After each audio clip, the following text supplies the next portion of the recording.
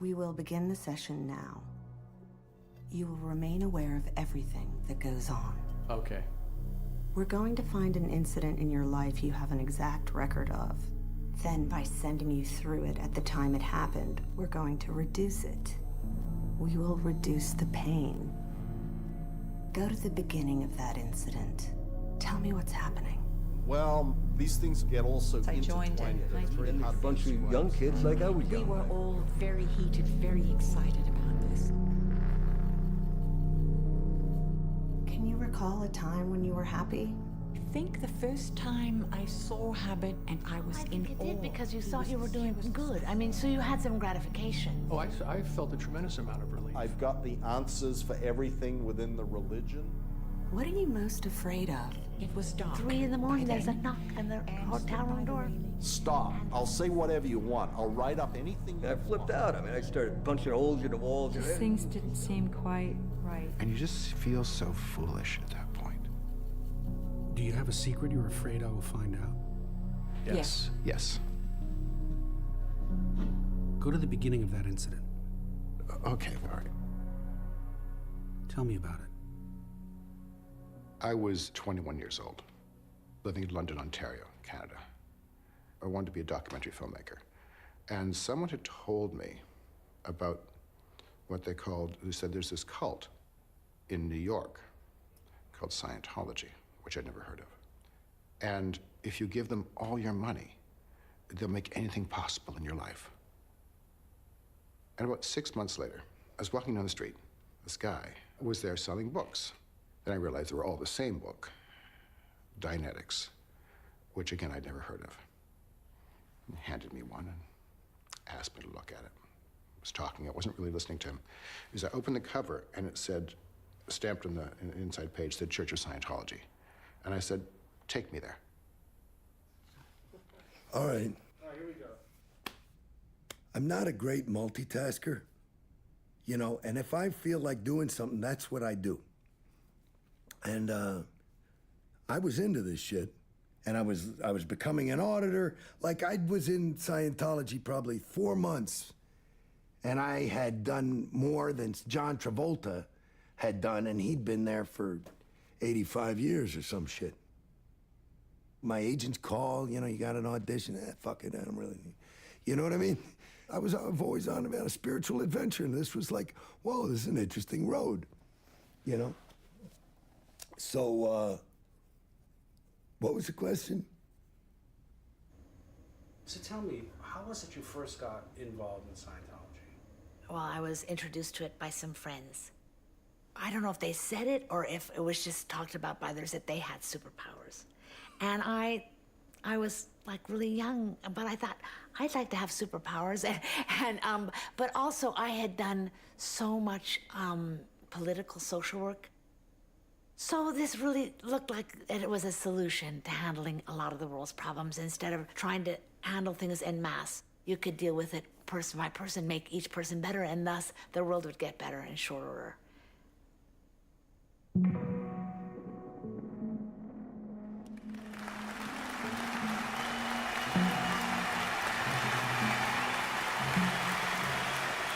Well, thank you very much, and welcome to our whole new world.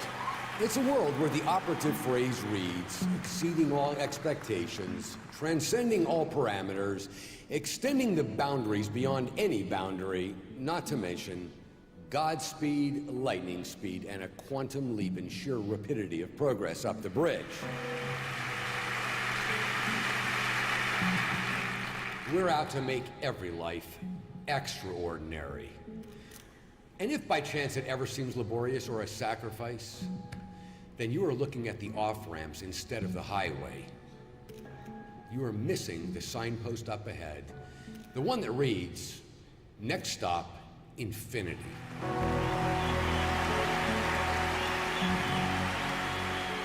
Probably my favorite concept of Scientology is a world without criminality, a world without war, and a world without insanity. And I know of no other group that their goals are that clear. Look, you name me another philosophy, religion, or technology that one of its main goals, besides the three I mentioned earlier, where joy is the operative concept. These are the times now, people, okay? These are the times we will all remember. Were you there? What did you do? So what do you say, we're gonna clean this place up? Huh? Okay. Because we're counting on you. Okay? All right? To LRH.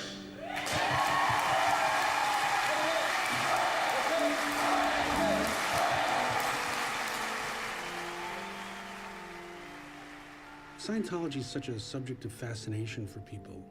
How did you get engaged in the story?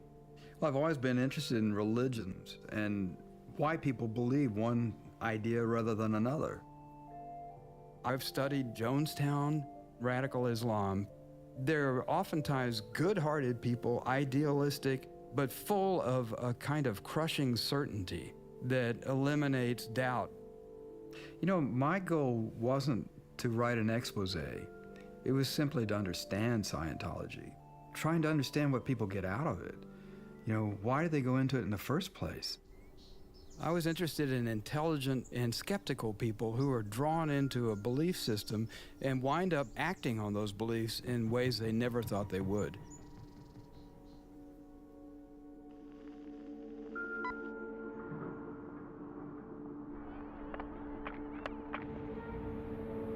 The Church of Scientology turned out to be 2 offices above a Woolworth store.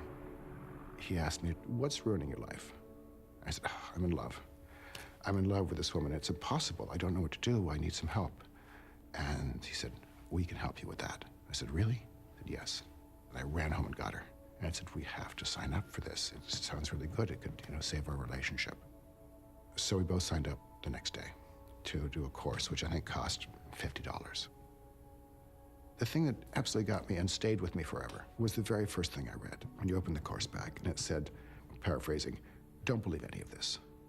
If it works for you, great. If it doesn't, discard it. I was troubled by the fact they called it a religion, but I figured, oh, it's some tax scam. It's fine with me. It's not, I don't really care about that as long as it works.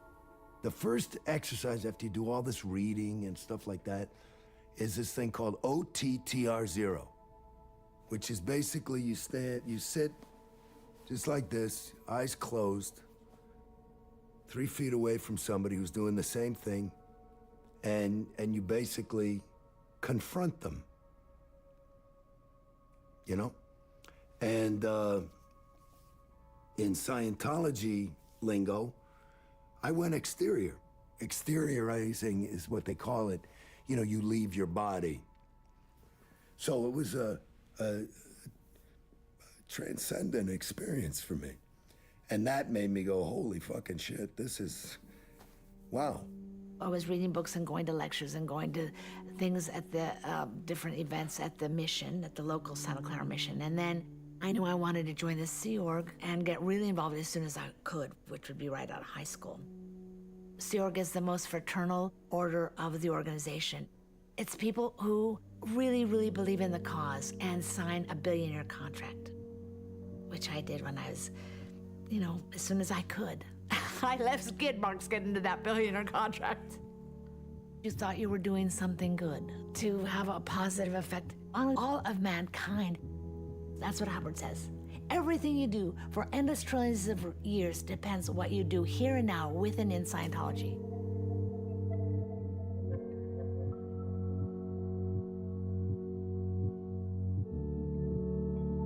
I began to ask this question, what is man? And I found, oddly enough, that nobody could tell me what man was. What did he consist of? Where was he going? What was he doing? To really know life, you've got to be part of life. You must get down and look. You must get into the nooks and crannies of existence. You have to rub elbows with all kinds and types of men before you can finally establish what he is. And you, in fact, did this? Yes, I've slept with bandits in Mongolia, and I've hunted with pygmies in the Philippines. As a matter of fact, I have studied 21 different primitive races, including the white race. And my conclusions were that man, he was a spiritual being that was pulled down to the material, the fleshly interests, to an interplay in life that was, in fact, too great for him to confront. And I concluded finally that he needed a hand.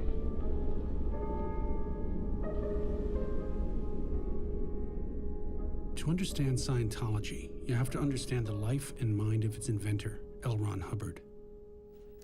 Hubbard was a prolific writer.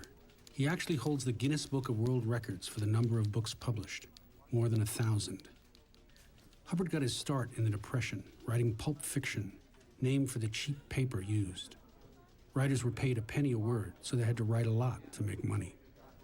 Hubbard hammered away so fast on long rolls of butcher paper that he used to drip sweat on his typewriter. Hubbard's career took off when he began to write for a magazine called Astounding Science Fiction. Along with authors like Isaac Asimov and Robert Heinlein, Hubbard wrote stories with a sense of mission to get man to the stars. He found his true métier in science fiction. And a lot of what Scientology is, he had previously written about in the form of his science fiction. He had the ability to fabricate these amazing tales, and he transported those imaginary stories into his theology.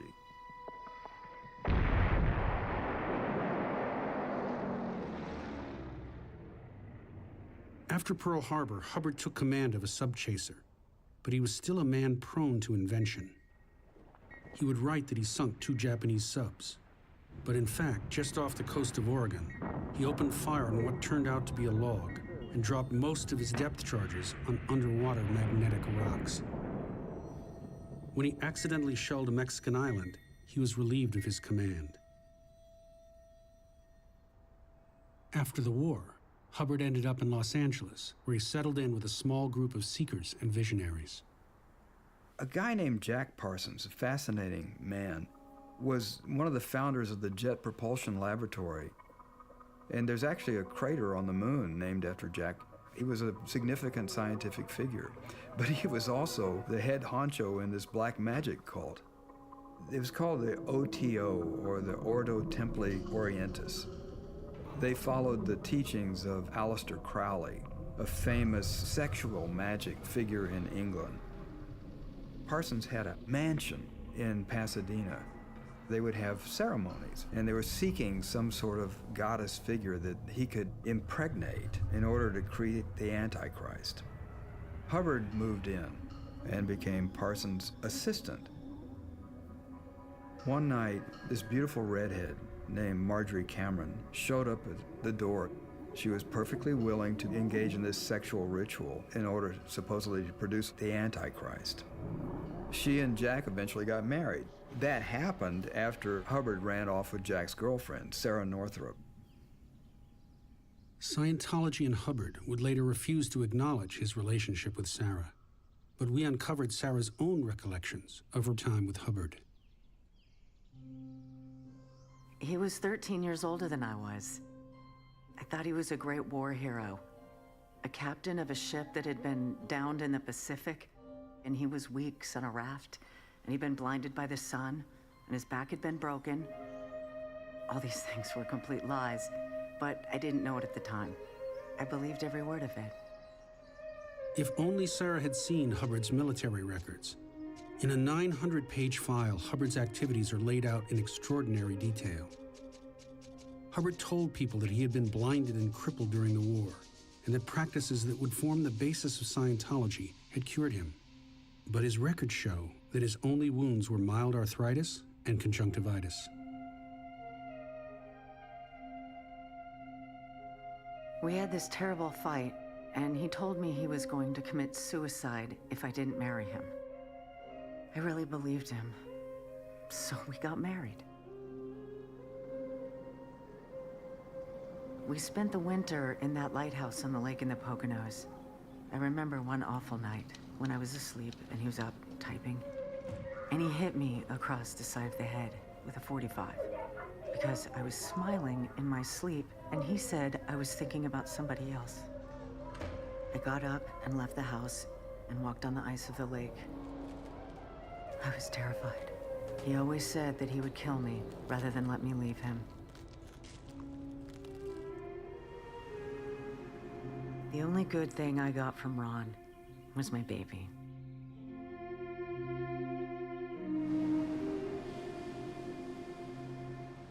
We moved to Elizabeth, New Jersey, and he started writing Dianetics. The book was conceived, and he started working on it in 1950. He said many times that the only way to make any real money was to have a religion. That's essentially what he was trying to do with Dianetics. Get a religion where he could have an income, and the government wouldn't take it away from him in the form of taxes.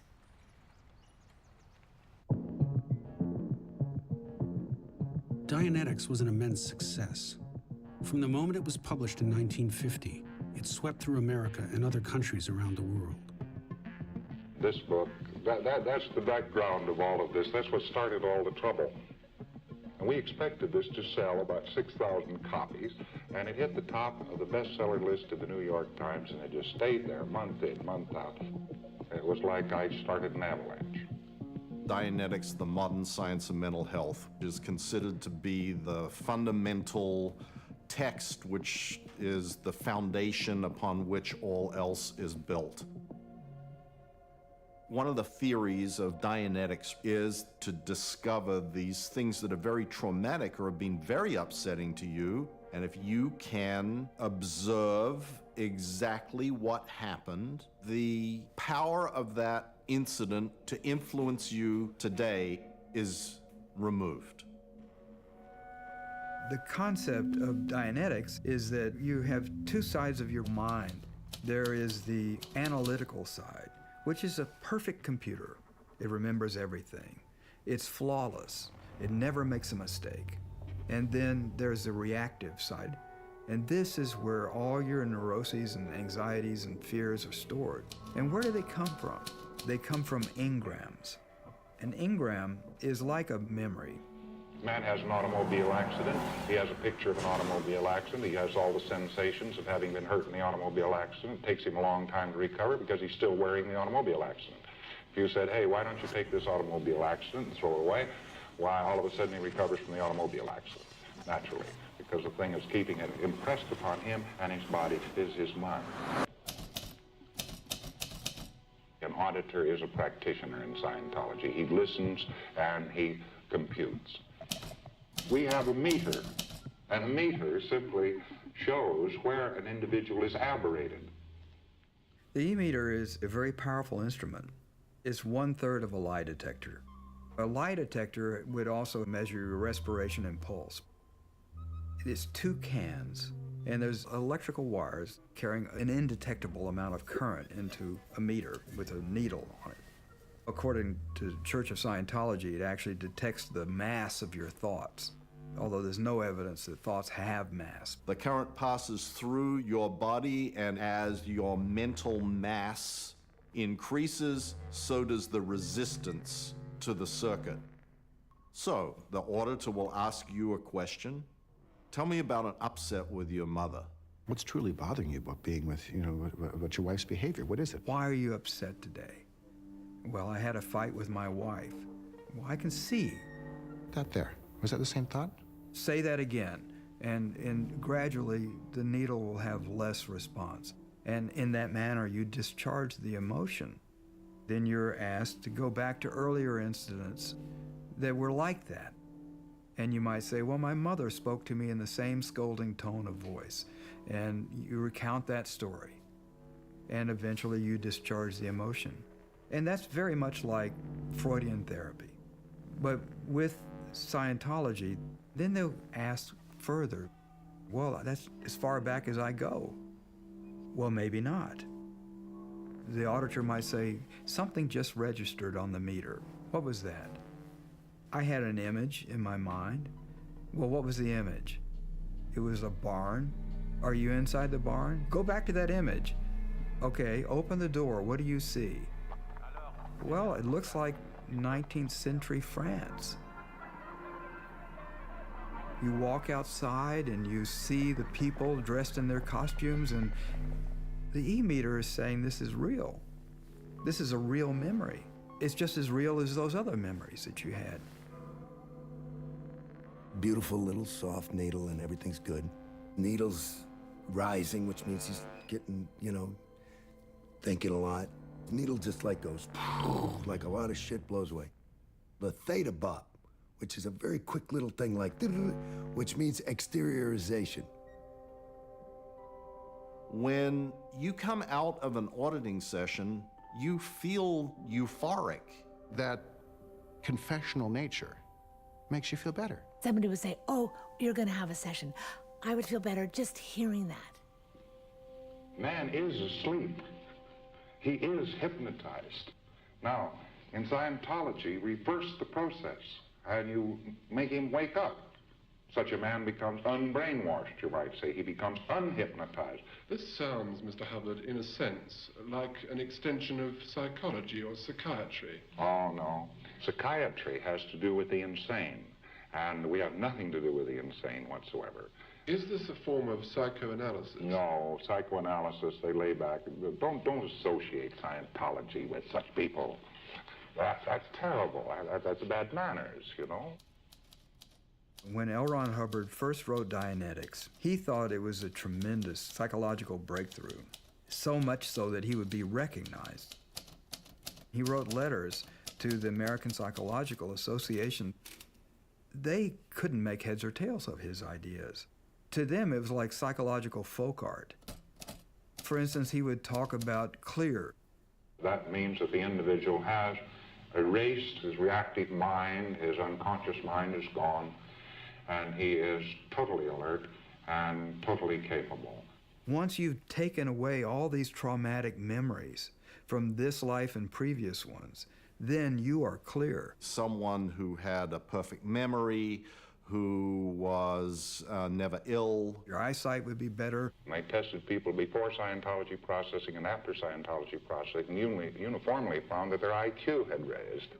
We are making such individuals, and we're making them regularly, and we're making them routinely. An overt act is an effort to individuate. It is a withhold of oneself. Ron gave lectures everywhere for large amounts of money, and money just started pouring in. I mean, these people were paying $500 a piece in the 1950s for training in Dianetics. I felt that he was stealing from people and that he was hoodwinking them.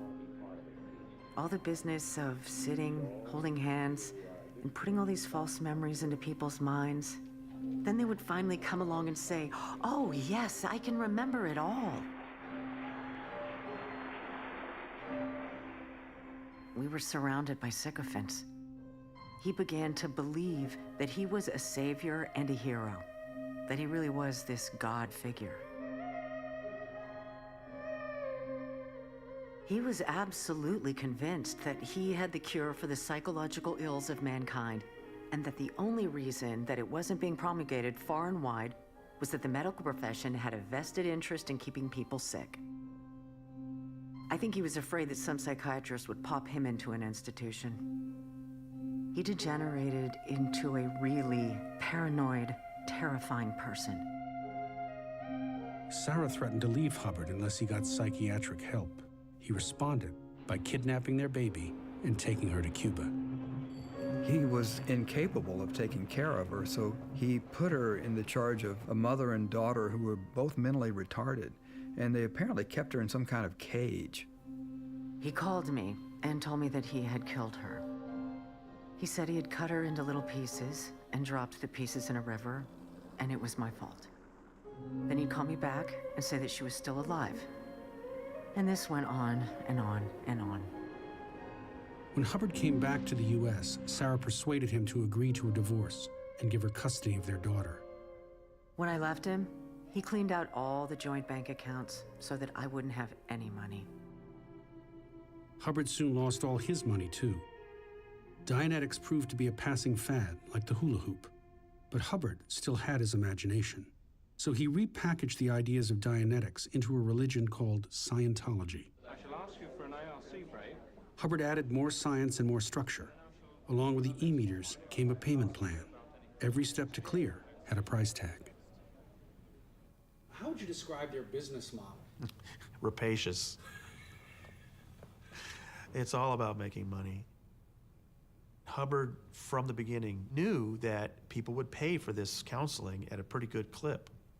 And so he continued to come out with more and more levels. The real money was in paying for these higher and higher courses. They were getting into thousands of dollars. Those prices kept going up and up. That's really where Scientology begins to create this indoctrination. It's Hubbard that came up with that, only Hubbard, and you have to be a part of our group to get that spiritual satisfaction you were looking for. The Hubbard College of Scientology, Qualifications Division, Department of Certifications and Awards, does hereby certify that Anthony A. Phillips has attained the state of clear. As more members paid for Hubbard's bridge to total freedom, the church's coffers swelled with hundreds of millions of dollars. From the beginning, Hubbard tried to shelter that revenue from any government taxes. The founding Church of Scientology attempted in 1967 to get a court determination that it was exempt from federal taxation on the basis that it was a non-profit religious organization. A federal court denied the founding church tax exemption, saying that some of the church's earnings from 1955 to 1959 were used for the personal benefit of private individuals, L. Ron Hubbard and family. ABC News has repeatedly requested interviews with Mr. Hubbard. We have been told that he is unavailable.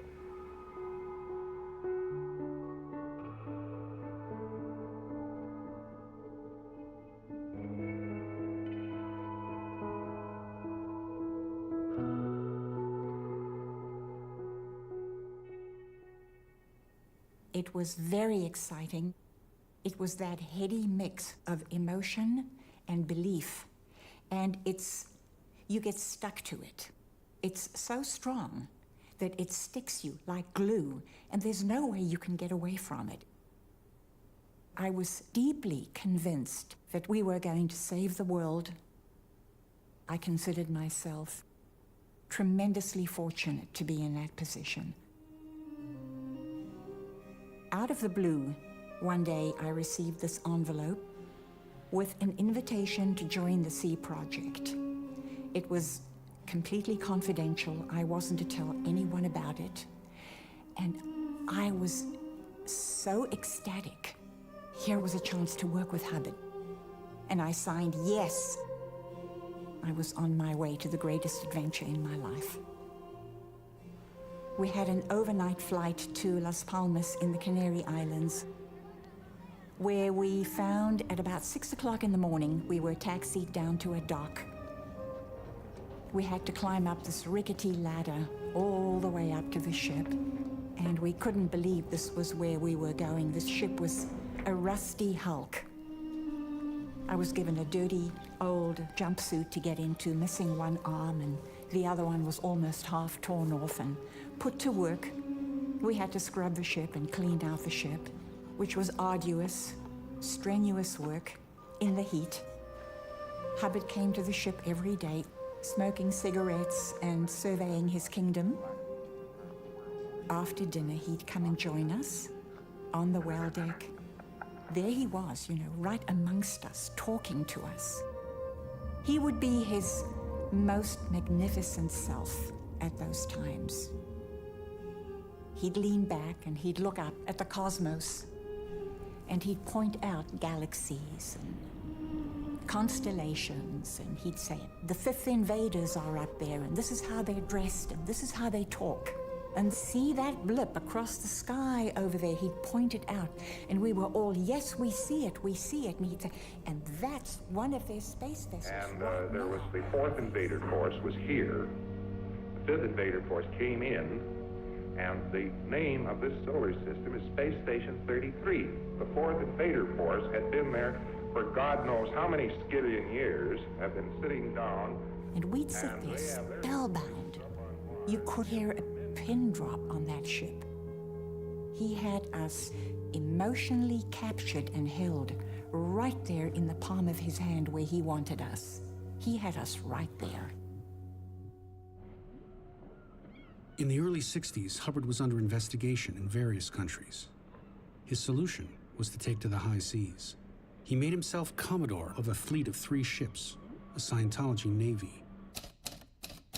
To crew the vessels, he created the Sea Organization. The members of this so-called Sea Org would become the church's clergy.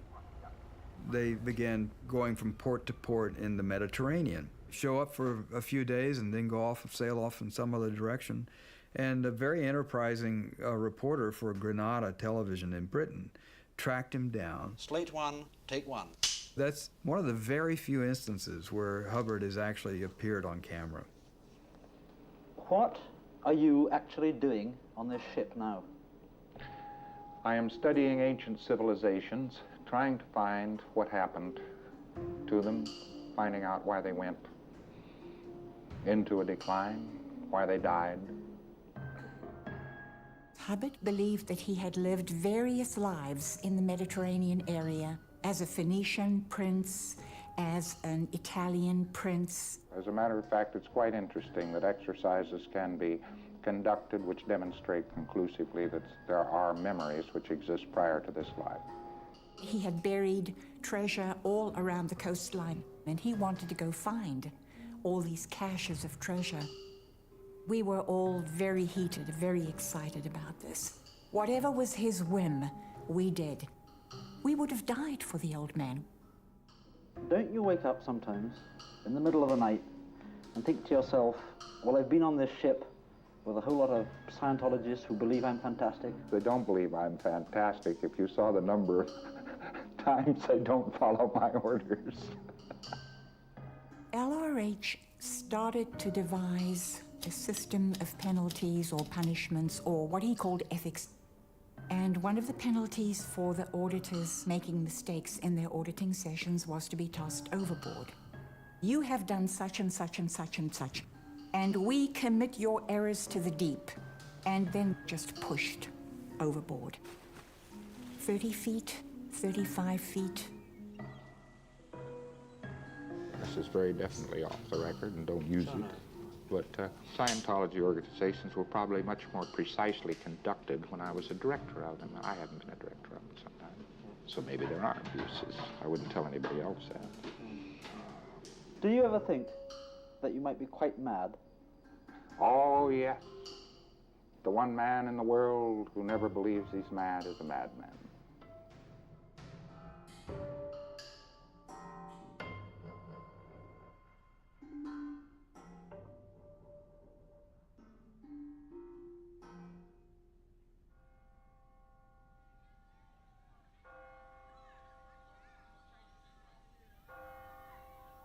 So we got married a year and a half after we joined and moved to California.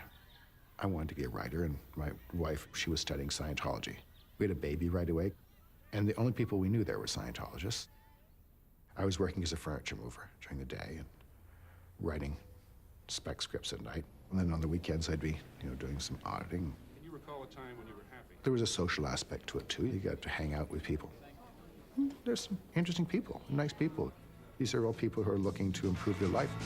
I tripped on a cloud and fell 8 miles high. I tore my mind on a jagged sky. I just dropped in to see what condition my condition was in. Yeah, oh yeah, what condition my condition was in. While Hubbard was hiding from public view, he was very active in directing the operations of the church, particularly in Hollywood. This was just after the Haight-Ashbury era. And what Scientology was selling itself is get high without drugs. It was a place where people went and explored ideas, and you would often see famous people. Leonard Cohen, members of the Grateful Dead, Rock Hudson. So they purchased the Celebrity Center. The idea was to draw in these famous entertainers and use them as pitchmen for the religion. In an industry like Hollywood, where stardom is such an elusive quality, Scientology would offer a route to maybe feel a little bit more secure And when you're trying to break in, you're also dealing with relentless rejection and something that helps you stay focused and feel that you're improving yourself and becoming more clear. You can see the appeal of that. The beliefs and practices that I have studied in Scientology have been invaluable to me. Have you ever met Ron Hubbard? I'd love to. I'd be honored because I think he's so brilliant.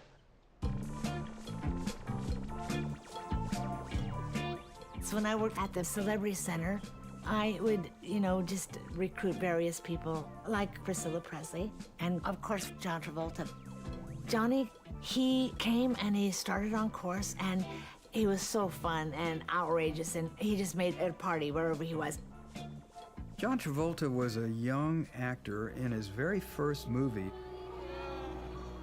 He was a troubled young man, and he was looking for help. A fellow actor gave him a little bit of Scientology counseling. She gave him a copy of Dianetics, and he was transported by this. He would go on these auditions, and no matter what he went out for, he'd get it. I am stuck on Band-Aid. A Band-Aid commercial, right away he booked that. Now the Army starts you at 2. He was booking everything, and then he went up for a series.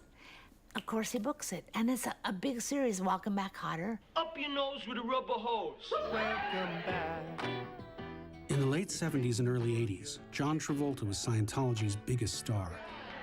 Spanky was assigned to be Travolta's key contact with the church, and she helped out with producers, fans, and the press. They became close, and when Spanky got married, Travolta was there. When Johnny first got into Scientology, he didn't even believe in himself that much, but he got injected with a lot of confidence, and then you get this phobia inducement that if I leave, it's all gonna go down the tubes.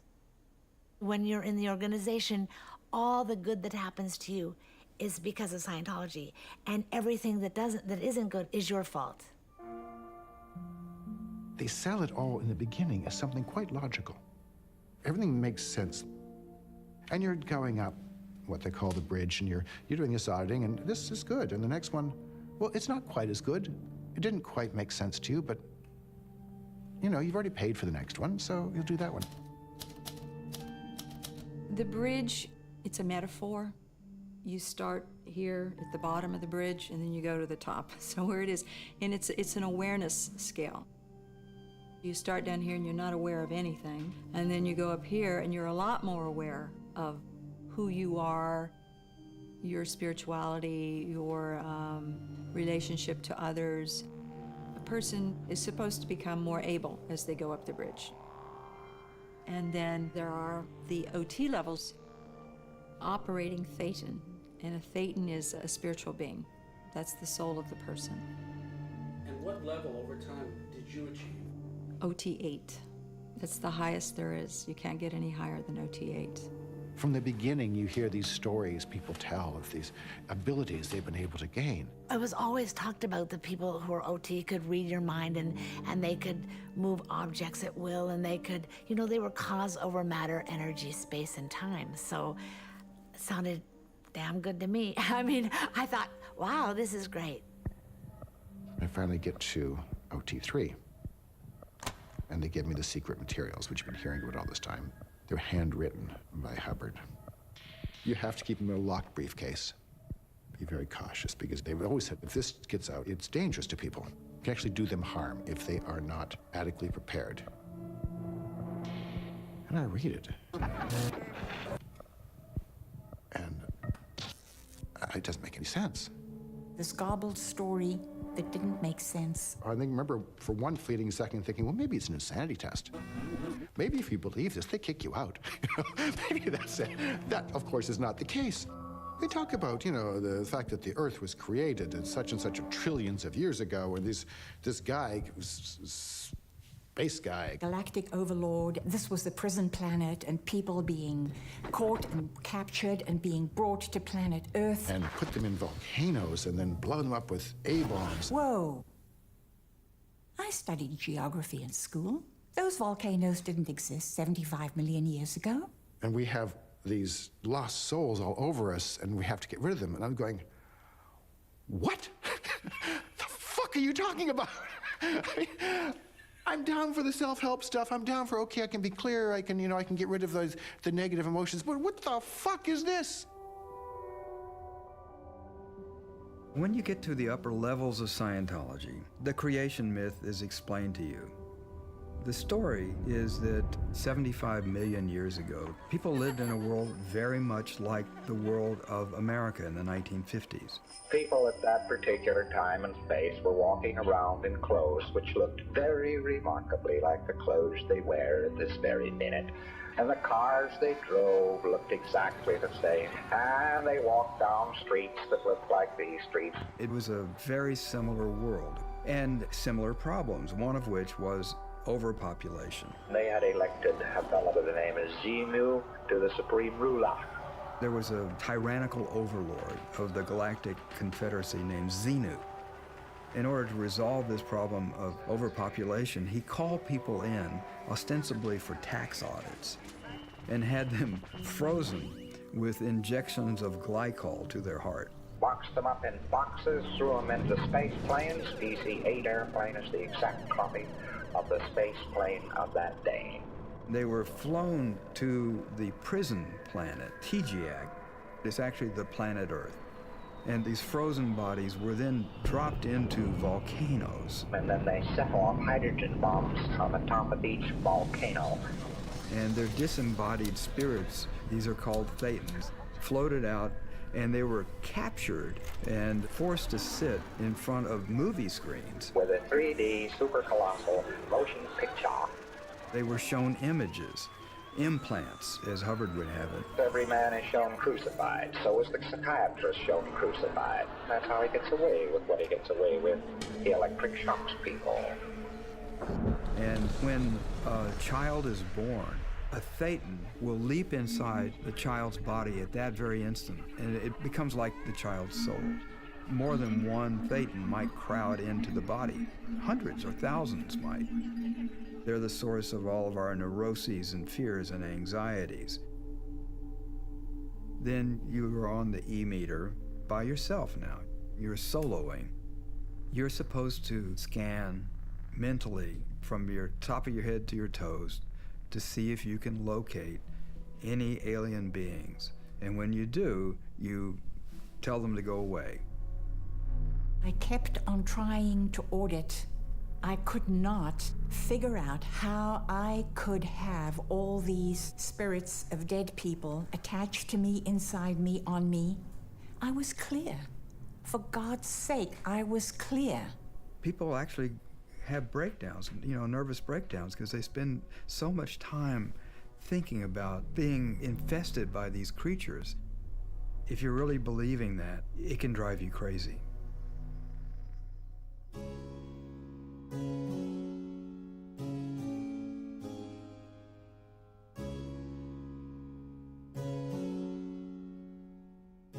Those years of introspection eventually led me to sincerely considering that I was so bad that I couldn't confront how bad I was.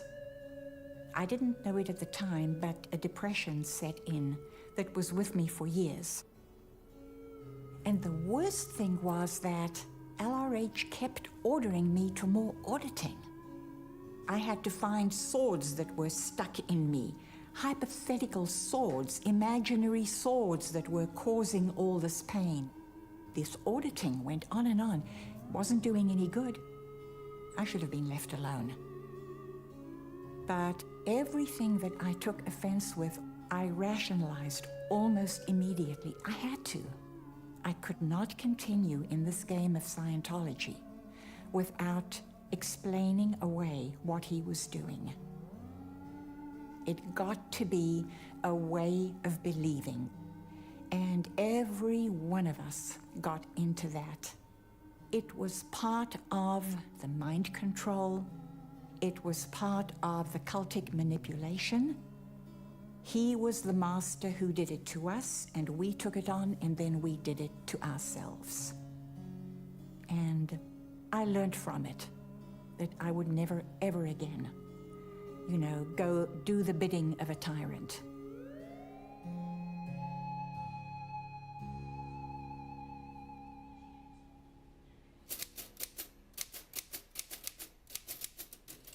Hubbard questioned his own sanity and actually wrote a letter to the Veterans Administration asking for psychiatric help that he seems never to have been given. I think that his whole creation of Scientology really was a form of self-therapy. If he was just a fraud, then at some point he would have taken the money and run, but he never did that. He spent much of his day on the e-meter trying to understand what was going on inside his own mind.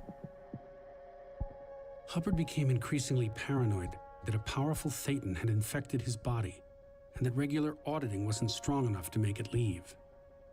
When Larry Wright was researching his book, he videotaped an interview with a Scientologist who was asked to help Hubbard expel the Thetan.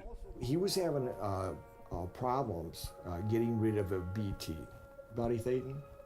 So he wanted me to build a machine and basically blow the Thetan away. Just get him out of there, blow him out. And also kill the body. It was a suicide mission. Basically, yeah. But I didn't want to kill him. I just wanted to scare him. So I had read some books about Nikola Tesla and stuff, and I figured maybe building a Tesla coil would probably be the best route to go. I had little electrodes that you hook it up to the e-meter, so when he's on the cans, then he would just flip the button and it would do its thing. So did he try it? As far as I know, he blew up my e-meter. Burn it up. Scientology really is a journey into the mind of L. Ron Hubbard. And the further you get into it, the more like L. Ron Hubbard you become. Thank you. In 1980, LRH moved off the lines so that he could continue his writings and researches without any distractions. He has now moved on to his next level of OT research. This level is beyond anything any one of us ever imagined. This level is in fact done in an exterior state, meaning that it is done completely exterior from the body. At this level of OT, the body is nothing more than an impediment and encumbrance to any further gain as an OT. Thus, at 2,000 hours Friday, the 24th of January, AD 36, L. Ron Hubbard discarded the body he had used in this lifetime for 74 years, 10 months, and 11 days. Although you may feel grief, understand that he did not and does not now. Hubbard died of a stroke in 1986, but he left no plan for succession. The ambitious David Miscavige stepped forward, and by bending arms and making deals, took control of the church and installed a new generation of lieutenants. We want to make sure that all of us end cycle on this completely so we can get on with the job that is ahead of us. The first time I met Miscavige was in '83. He was a guy running back and forth between Hubbard and the property in Hemet in a van, back and forth, delivering messages. Worked my way through the organization, and Miscavige would come down to Florida, where I was running the place, and we slowly but surely became friends. By 2001, I was working directly for Miscavige. We'd sit and drink a bottle of scotch, and I'd hear everything he had to say about the church and about the people involved from his perspective. And honestly, it was horrifying. It was scary. In Scientology, there was a concept that 98% of the people are good and 2% are evil. Well, he worked very hard to convince me that it was the other way around. 2.5% were okay, and the rest were very evil and bad, and somehow they'd all been dumped on that base so they could be around him. He was extremely paranoid. So, Marty, is Miscavige a true believer? Yes.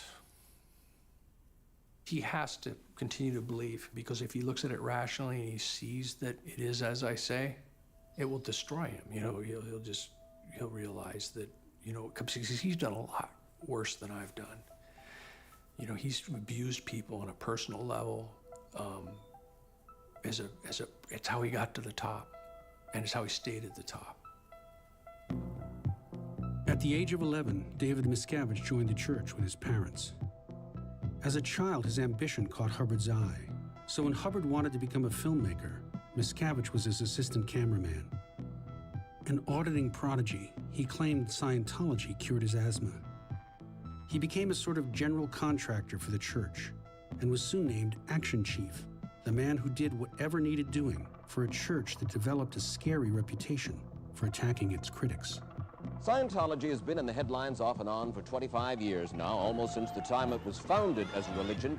Scientology's story is one of a church embittered by what it perceives as harassment.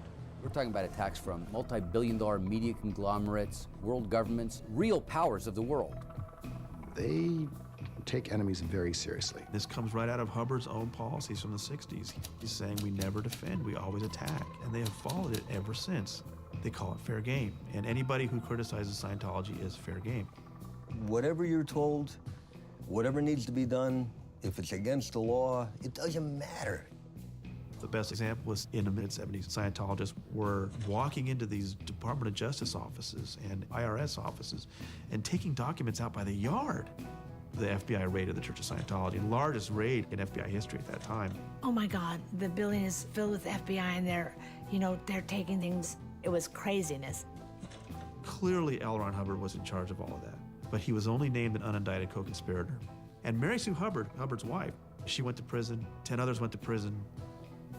This was where I cut my teeth. I was in my early 20s. Miscavige was in his early 20s. We were taking over for this group that had created the largest domestic espionage operation in the history of the United States. They were breaking into offices, framing people. This is the activities of a church? There was a guy who, was a reporter for the LA Times whose dog was poisoned while he was working on a Scientology story. Again and again, while reporting this story, we met many former members who described Scientology as a dangerous and deeply paranoid organization. They hire private detectives to harass people. I have been sued twice. Financial ruin. Years of harassment. Their homes broken into, have them beaten. We chased her around, we followed her to the airport. Gotten hold of personal phone records. Slash their tires, break their car windows. I was locked in a chicken wire cage. Dangerous, horrifying, terrifying fraud.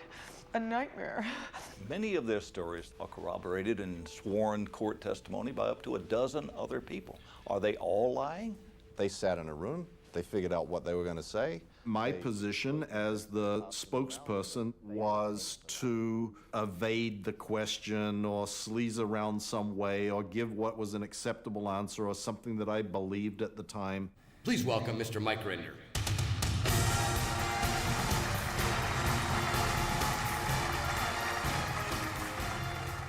Because Scientology is perceived and conceived by Scientologists as being the salvation for mankind, you can have people that lie with a very straight face if they believe that what they are doing is protecting the Church of Scientology. L. Ron Hubbard says, we do not find critics of Scientology who do not have criminal pasts. Do you believe that? Sure.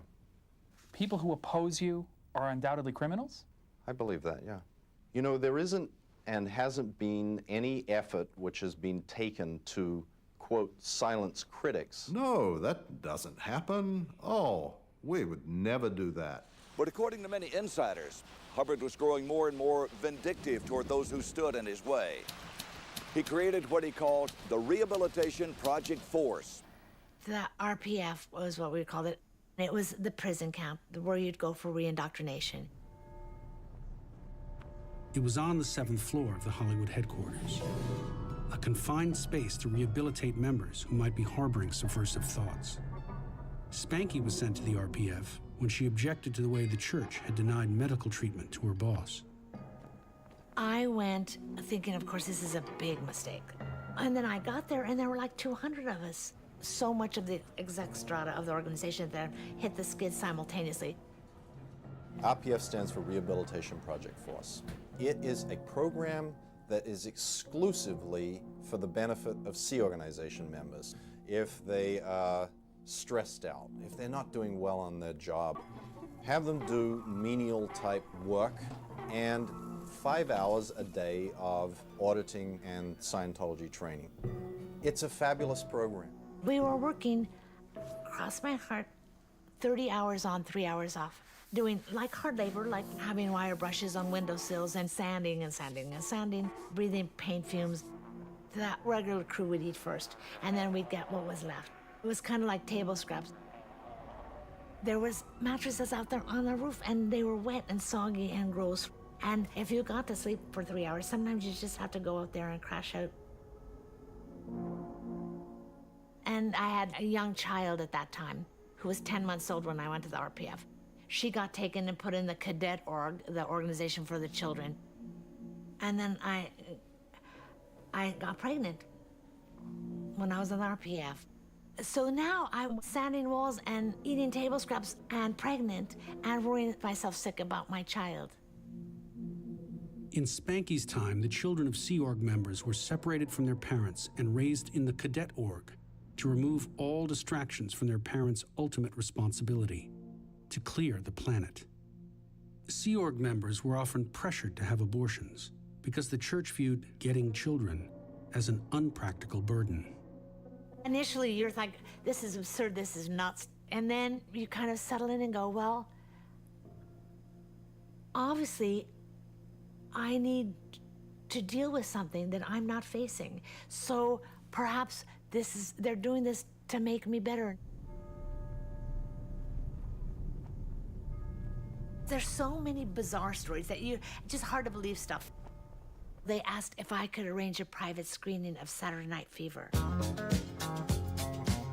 I was like, what? I disappeared from this man's life. I abandoned him, and now you want me to arrange a private screening? What do you... I said, is there anything else? Maybe a Beatles reunion. Travolta had been wondering where Spanky was. When she was sent to the RPF, she was not allowed to contact him or anyone else.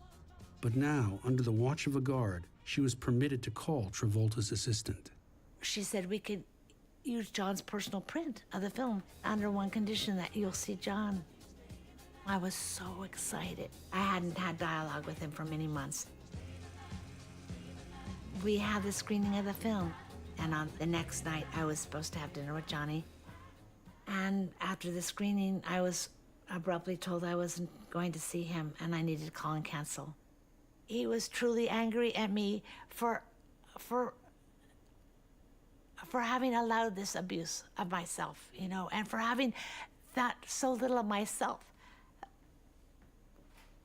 that I would allow this degree of degradation. And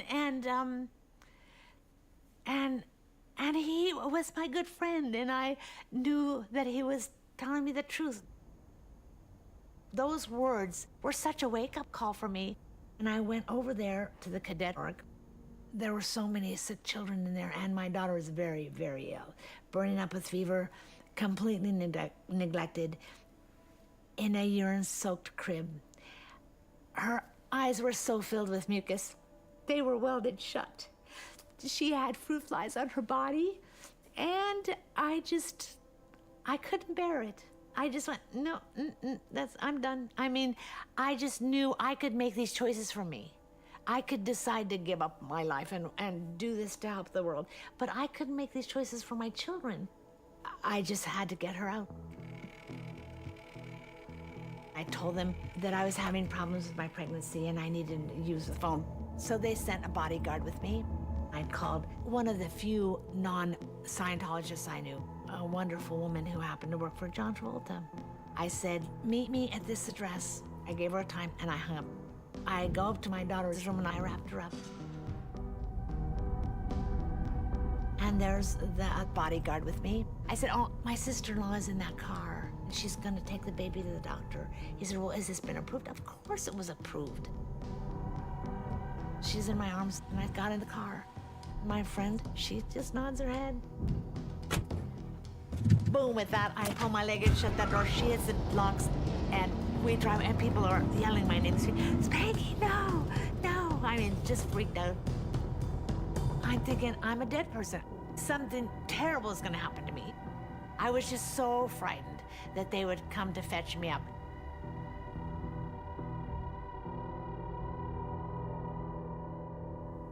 One of the turning points in Travolta's relationship with the church is when he understood what was happening to Spanky, he didn't do anything about it.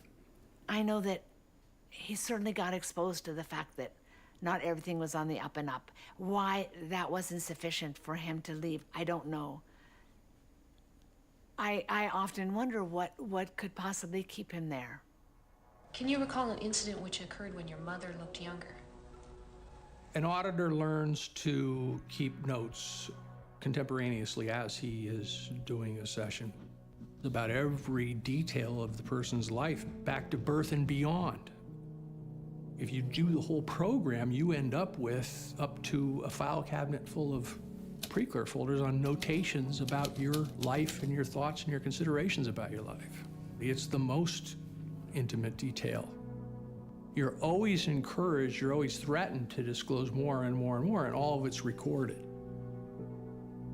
All of this material, which is represented to you to be held sacrosanct, in fact, any information that might do some harm to the organization gets unclassified automatically and gets reported to another branch of the church that deals with ethics.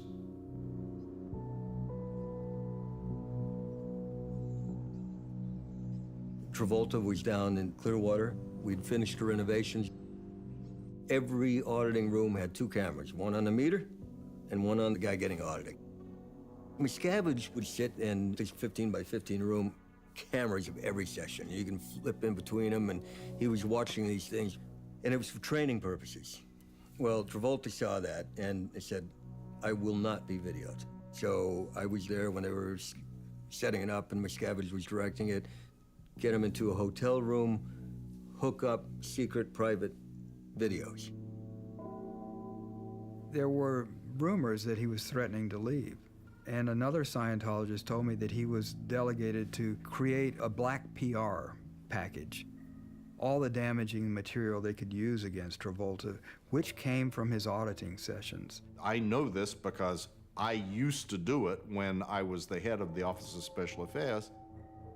We would put a team of people onto going through all of these PC folders and finding things that they believe by exposing them or threatening to expose them, they will cower the person that they're worried about into silence. There's a particular writing where Hubbard is training these Office of Special Affairs people on how when you use private information to control somebody to do what you want them to do and to silence them from speaking out against Scientology, it's really not blackmail because you're not asking for money, but you're holding the secret information over the person's head to silence them. As far as Travolta's concerned, we'll say, well, there's all these things that we know about that have been rumored in the tabloids. But in fact, it's more of a two-way street. You know, he's provided with an auditor whose shoulder he can cry on, but he's also provided with the muscle of the church. In the form of myself and Mike Rinder, on many occasions we were sent out to get with his publicist, to get with his lawyer, and to help squash or intimidate these people who are making accusations against him. Once that happened, I think he was really the church's captive. Mr. John Travolta.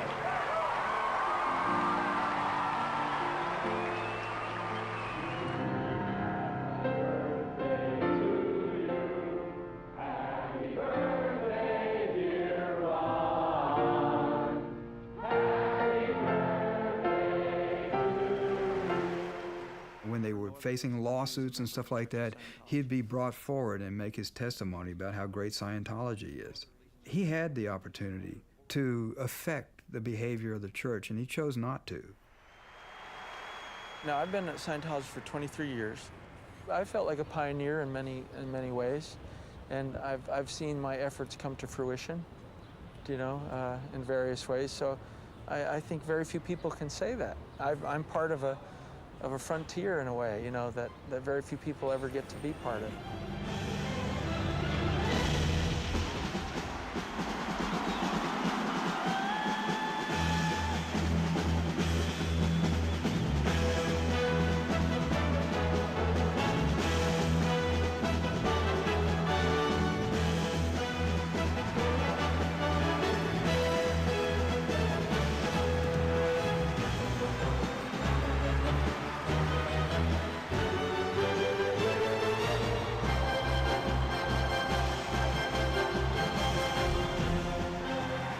Thank you. Welcome to church. It was the biggest event in Scientology history. And of course, Miscavige wanted to milk it for everything he had. It's this grand produced thing where it's all this single person on a gigantic stage, all this sort of Nazi symbolism. I clearly recall getting prepared for the event and Miscavige up in that office, you know, going 18, 20 hours a day writing this speech and thinking to myself, my God, you know, this is not just a victory celebration. This is a coup. What we're going to talk about is the war to end all wars. When you were in Scientology, you were in all the way. There's no half in and half out. A decade into Miscavige's leadership, a simmering crisis finally came to a boil. For years, Hubbard had insisted that Scientology was a religion and should be tax exempt, so he had refused to pay any taxes. We were facing a tax bill of over $1 billion, and the total assets, liquid and material and property of the church was about a quarter of that at the time in the 80s. And so just from a real simple accounting basis, it was life and death. If we don't get exemption, we die. If we get it, we survive. Now, as LRH said, one certainly couldn't contest anyone as holy as the Commissioner of the IRS, whom I believe gives God his orders. LRH. Faced with this crisis, David Miscavige formulated a strategy. Think of the nerve that it takes to decide to take on a war with the IRS. The Church of Scientology has been crucifying the federal agency for its sins on a regular basis, both in and out of courts. Thousands of Scientologists all filed lawsuits, not just against the IRS, but against individual IRS employees. 2,400 total lawsuits, all going at the IRS at one time. It was a litigation nightmare. Being Miscavige's right-hand man, I was in charge of all those efforts. We were not only suing them in every possible jurisdiction there was, we were investigating the IRS for crimes generally, or things that would offend the public. In the late 80s, there were hearings about IRS abuses that had nothing to do with Scientology, had nothing to do with nonprofits, they had nothing to do with churches. They had to do with Joe Taxpayer. And then we were publishing these glossy, expensive magazines. In fact, the exposés of IRS crimes were so hated that possession of Freedom magazine was banned by IRS officials in the IRS building. There is going to be a IRS conference in the Catskills, right? And so we would send a PI, find out which hotel it's going to be at, get down there during happy hour, socialize, and this guy's tallying who's drinking what. And so we go through the Freedom of Information Act to find out that the taxpayers are paying the bar bill. And it's so much money. And of course, you know, in the scheme of things, it's nothing, but from a PR perspective, it's everything. IRS officials told me to my face they weren't interested in hearing anything I had to say because, and I quote, "You are a Scientologist. You are a mindless robot." Well, those who know me can imagine my response. It was short, but certainly made the point. A negotiation began to take place between the IRS and the Church of Scientology. How do you define a religion? It's not so easy. Why is one body of thinking of religion and another body not? The only organization entitled to make those distinctions is the IRS. It's an agency very poorly equipped to do that. I mean, they're mainly accountants and lawyers. They're not theologians, but it's the only opinion that matters. Once the IRS has decided that you're a religion, then you are protected by the vast protections of the First Amendment. And, as the saying goes, the rest is history. On October the 1st, 1993, at 8:37 p.m. Eastern Standard Time, the IRS issued letters recognizing Scientology and every one of its organizations as fully tax-exempt. The war is over!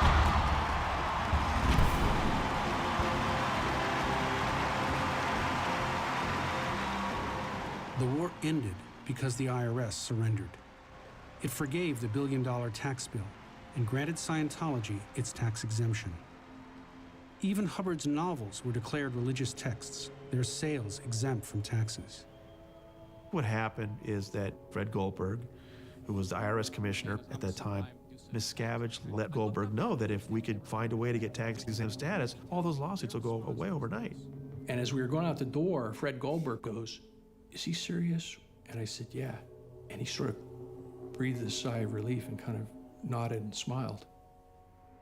At the church's victory party, Miscavige projected photos of the church's executives celebrating with IRS officials.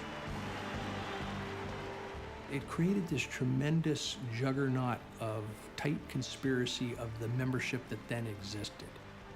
But what it really did was enable Miscavige to milk every last dime out of that core membership. I am proud to announce the discrimination is over. Your tax deductions on donations to Scientology will no longer be disallowed by the Internal Revenue Service. In the 80s, while Hubbard was in hiding, Scientology was going through some very severe litigation, in particular a lawsuit in Oregon and one in Los Angeles. One of them did produce a $30 million judgment.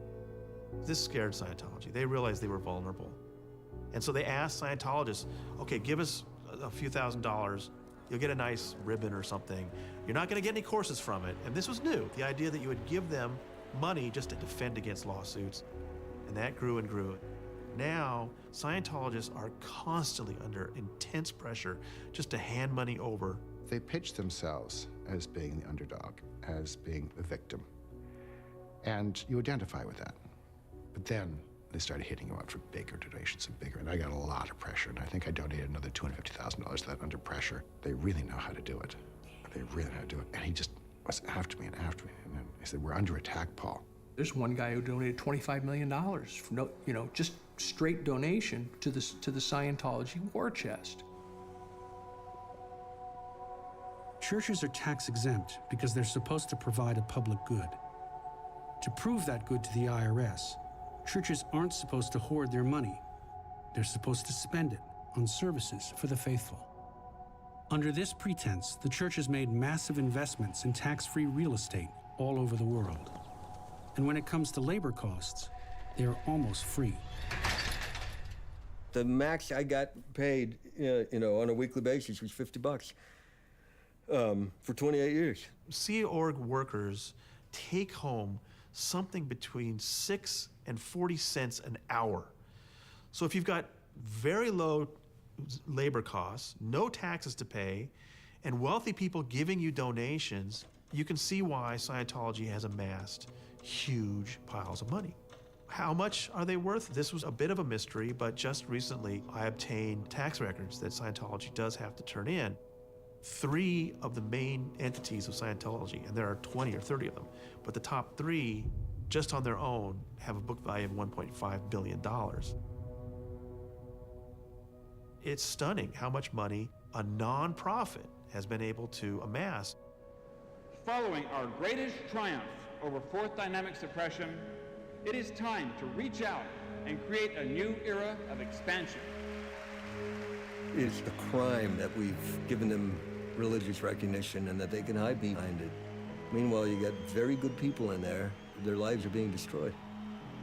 When I started this story, I stumbled across an FBI investigation of the church.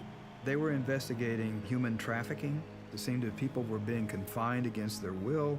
There were lots of reports of people being physically abused and the exploitation of labor and child labor. All of these things were questions that the FBI had. While that investigation was going on, a case was being heard in California, the Headleys, who were suing the church for many of these same violations. And the court ruled in that case that these are all essentially practices that are protected by the religious clause of the First Amendment. Once that ruling came out, the FBI dropped its investigation. I think it was an indication that the church is protected. Before ending cycle completely on the IRS, there is one thing I do wish to do. Sir. Done.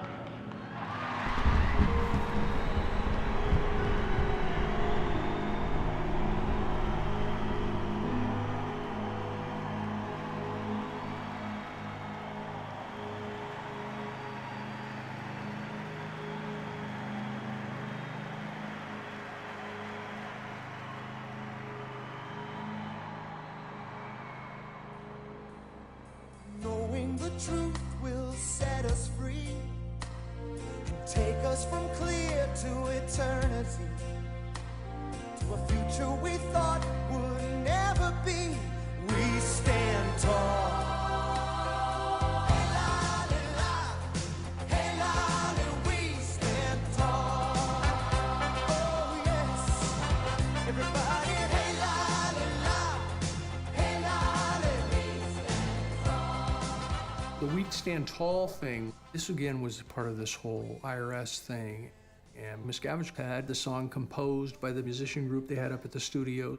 Well, he was trying to turn this into, this was a result of the power of this movement.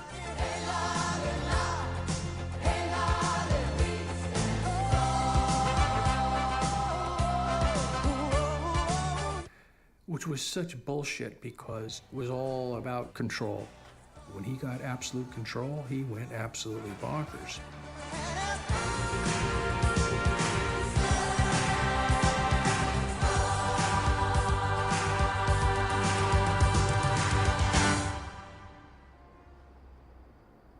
You know, most religions are tax exempt, and many have beliefs and practices that in the modern context would be considered strange.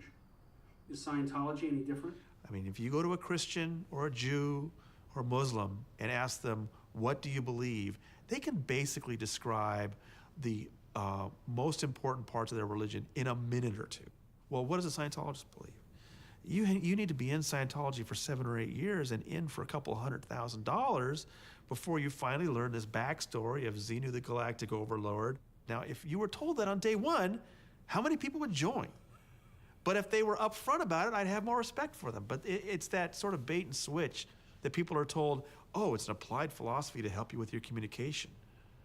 Oh, yeah? So why is Tom Cruise paying $1,000 to have invisible aliens pulled out of his body?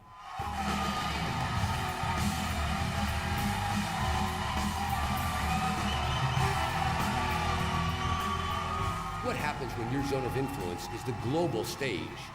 How much must one do to call themselves a Scientologist? How much so that when their head hits the pillow, they can live with themselves, knowing they did all they could do? That is our final story this evening. It's a story that affects every Scientologist, for all of us are the beneficiaries of what he presents. Tom Cruise was the guy. Miscavige and Cruise have been pretty buddy-buddy way back to Days of Thunder.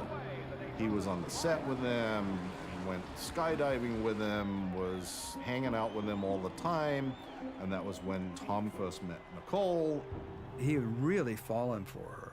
They got married, and this posed a dilemma for the church because her father was a well-known psychologist in Australia. From the church's perspective, he's the enemy. He's a suppressive person. How could you kill me? Because Nicole is still in a relationship with her father, that makes her dangerous. She's a potential trouble source, PTS. And because Tom is related to her, this all causes trouble from the church's perspective. You have to break that dynamic. Nicole, her biggest beef was that Tom was becoming increasingly like Dave. She really got him to drift away from the church, and Tom was not really actively involved in Scientology between 92-ish all the way up till 2001. They were away for more than a year shooting Eyes Wide Shut in the UK, and Cruise was not in touch with Miscavige, and this drove Miscavige crazy. I was assigned to get him back in, and that was coincident with, and I was to facilitate the breakup with Nicole Kidman. How'd you do that? Well, through a lot of auditing. And every session I ever gave to Tom Cruise, and there was dozens upon dozens of them over a 3-year period, I had to write detailed reports and send them directly to David Miscavige. I would sit there every night with our scotch and watch and listen to Miscavige comment about Cruise's sex life and what, how perverted he was. Why is he getting daily reports on Cruise? Miscavige really wanted to get him back into being somebody that he could use to lure people into Scientology and increase his own status. And I was also involved in the legal team and actually hiring investigators to investigate Nicole. Men have to stick it in every place they can, but for women it is just about security and commitment. Tom wanted to know exactly who she was talking to, and so he wanted to tap her phone. If you men only knew. When I reported that to Dave Miscavige, I reported it like, he wants to tap her phone, and he said, God damn it, get it done. And so I arranged through the Scientology's consigliere to get a private investigator who physically installed a wiretap on her home. And those tapes would come in. And I forwarded them to Dave Miscavige. The church then turned its attention to their adopted children, to turn them against their mother, and make sure that the custody went to Tom. Tommy Davis, he was my liaison who had to do all the things that it required to please Tom Cruise while he was being put through the Scientology hoops by me. He also was part of this whole re-education program so that they would conclude that their mother was a suppressive person. And that was successful. It was all going according to plan. And of course, Miscavige would really pump the oxygen into that little fire, Miscavige was brilliant at flaming people's fears and building up their egos. So you were being audited by Marty at the same time he was auditing Cruise? Oh, yeah, it was, Tom Cruise. Tom would go in, and then I would go in, and Tom would go in, and I would go in, and Tom would go in. So, And I've been audited by the best auditors on the planet. Best auditor I've, hands down. Like the kind of Michael Jordan, Wayne Gretzky kind of auditor is Marty. They stole him, Tom thinks he's supposed to be David Miscavige. By 2004, Tom Cruise was the most gung-ho Scientologist in the world, and Miscavige wanted to recognize him for it. He called it the Freedom Medal of Valor, and they put together this 35-minute video. IAS Freedom Medal of Valor winner, Tom Cruise! In it, they just pump up this idea that Tom Cruise is the ambassador of Scientology to the world. Which he's known as the biggest movie star ever. Tom Cruise travels this world, meeting with ministers, ambassadors, and the American State Department, advancing LRH technology straight into the corridors of power. It's about improving conditions. It allows you to find out for yourself. There's things that we can do to help. They even did a calculation where they figured between his films and all the opinion leaders that he had met and all the travel he had done, Tom Cruise has introduced LRH technology to over 1 billion people of Earth. No question, he has been a huge asset to them. Which is why the story of Tom Cruise, Scientologist, has only just begun. I think it's a privilege to call yourself a Scientologist, and it's something that you have to earn. Scientology loves to use this word end phenomena. Every level has an end phenomena, that you attain. And Tom Cruise shows that. That video with him in the black turtleneck sweater. A Scientologist is someone who can look at the world and really see what it is. not only look at it and see it, but be able to go and be effective and do something about it. He's as arrogant and as untouchable as could possibly be, and at the same time, he looks like an utter crazy paranoiac. And I went, you know, they said, so, like, have you met an SP? And I looked at him, you know, and I thought, oh, what a beautiful thing, because maybe one day it'll be like that. You know what I'm saying? Maybe one day it will be that. Wow, SPs, like, they'll just read about those in the history books, you know? That's where it takes you. That's the end phenomena of the Scientology bridge. All Scientologists are full of shit. You know, they lie. Oh, I'm doing great, you gotta get on 7. You know? And they're fucking, I got a fucking migraine right now. And I've never felt so shitty. You know, that's the fucking life. There's nothing part of the way for me. It's just... He drank the Kool-Aid. And in the eyes of Miscavige, Tom Cruise is the perfect Scientology celebrity. And nobody's benefited more from his membership. I mean, the amount of free Sea Org labor. Sea Org members make 40 cents an hour. And I don't think there's any way Tom Cruise is not aware of that. The church has done so much for him. They've tricked out all his cars and his motorcycles. Oh, I want a new limo. We'll build it for you. Decked out Tom Cruise's hangar in Santa Monica. Installed all the audiovisual stuff in Cruise's home. Tom Cruise had expressed this fantasy of wanting to run through a meadow with Nicole Kidman, and so everybody had to work and till the soil. And then David Miscavige didn't like it, and so the whole thing had to be ripped up again. This was at the Gold facility, which is this desert facility where there's all kinds of great stuff if you're Tom Cruise, you know, wonderful living quarters and a gym. When Cruise comes up, everyone's told in advance, you better have a fucking smile on your face. Everyone had to call Cruise sir.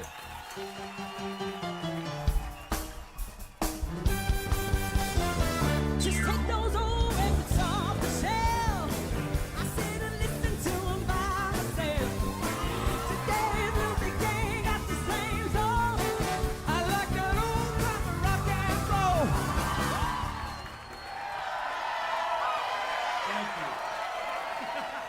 It's this side-by-side world. There are celebrities like Cruise and Travolta, and then, you know, there are people who tell terrible tales of what happened to them in the church, being imprisoned and really horrible psychological games. Tom was in Spain.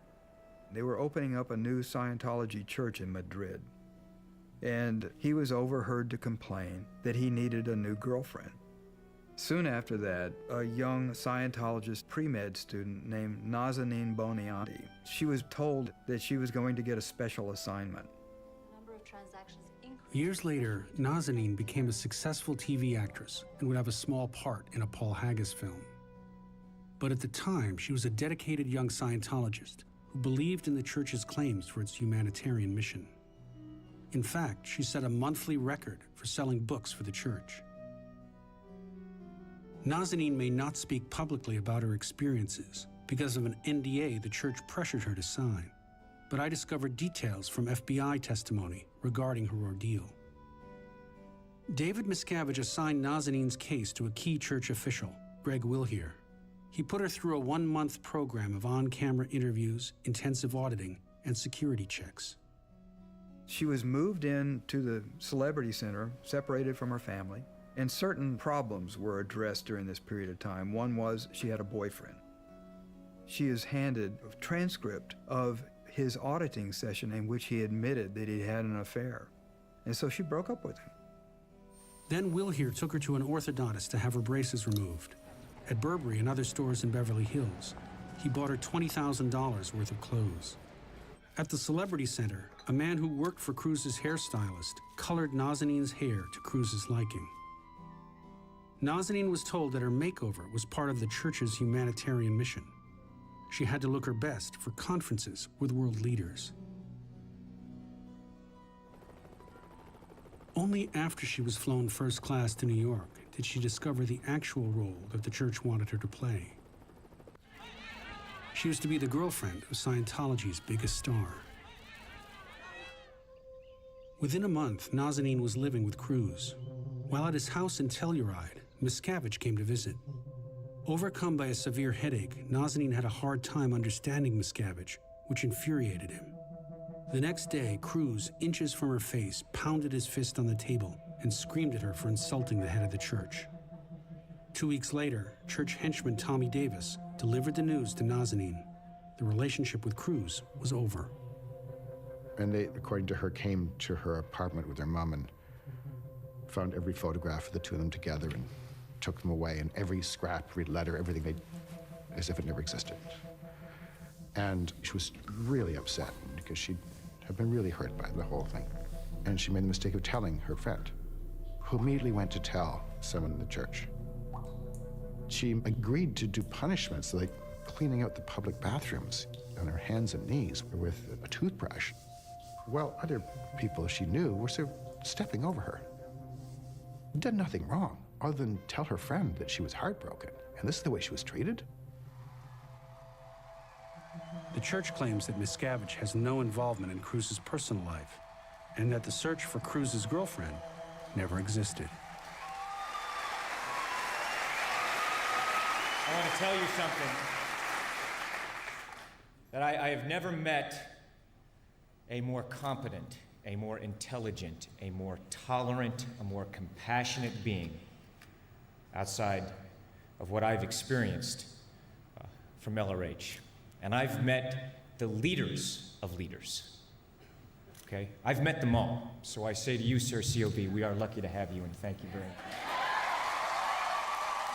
While Miscavige would do anything for the church's most famous celebrity, Miscavige began to turn against the Sea Org's highest-ranking executives. He pretty much had international management shut down.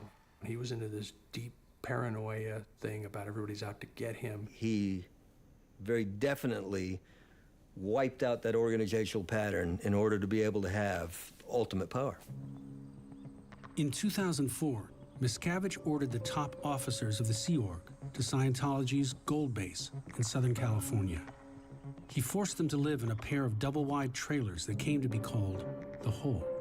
The doors had bars put on them, the windows all had bars put on them, and there was one entrance door that a security guard sat at 24 hours a day. Had to stay there, sleep there. It stunk, and there were ants crawling around. Did you sleep about an hour, 2 hours a night? You were in such a mental state that you're very controllable, very suggestible. We were told we needed to come up with what each other's crimes were against Miscavige and Hubbard so that we could eventually get out of the hole. Scientology is really good at making you think that you're a scoundrel. Confess your crimes, confess your crimes. What have you done? Fights would break out. Miscavige would get me all riled up, and I remember one time Mike had done something or not done something, I don't remember, and I was supposed to go beat him up. One executive was made to mop up the bathroom floor with his tongue. Another was put into a bucket and pummeled by some of the women and called a lesbian.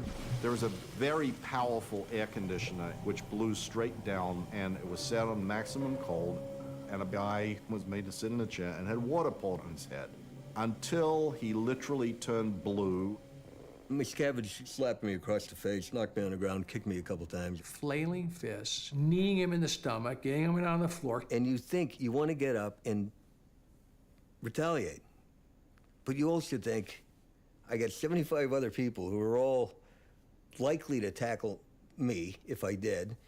And then you get the sheer shock of it. Here's the equivalent of the Pope suddenly knocking you on the ground, and you're thinking, I must have really screwed up. It was a poisonous environment. People were really frightened. And this went on for years. This isn't a couple of days. The nominal president of the church is a man named Heber Gent. She was in there for 7 years. What is the statement, God helps those who help themselves? Well, in Scientology, we're engaged in helping people help themselves so they can fully comprehend and understand God. Is this the real life? Is this just One night, Miscavige comes into the hole with a boombox. He said, I'm going to teach you all a lesson. We're all going to play musical chairs. And musical chairs is a Scientology administrative term for when you move people from different posts rapidly and you create instability. They played the damn music.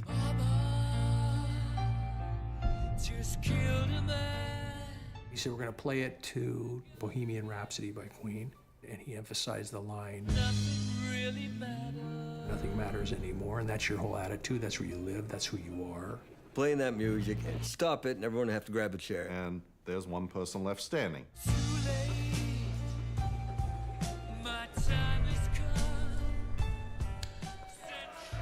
What Miscavige has warned them is that the last person who remains gets to stay. Everybody else, you're expelled, you're going to be thrown out of the Sea Org. These people were fighting to stay in the hole. Throwing people around, scratching, kicking. They're tearing chairs apart. They're ripping clothing. I mean, whatever it took.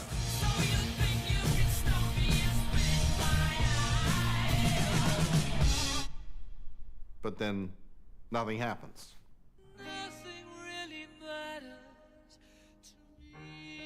Out of the goodness of my heart, you can stay. But you better come clean. I better have some good confessions out of you. I mean, you know, as much as they get into everything that you ever think or do, they never got into my think on this score, that I would never go to prison.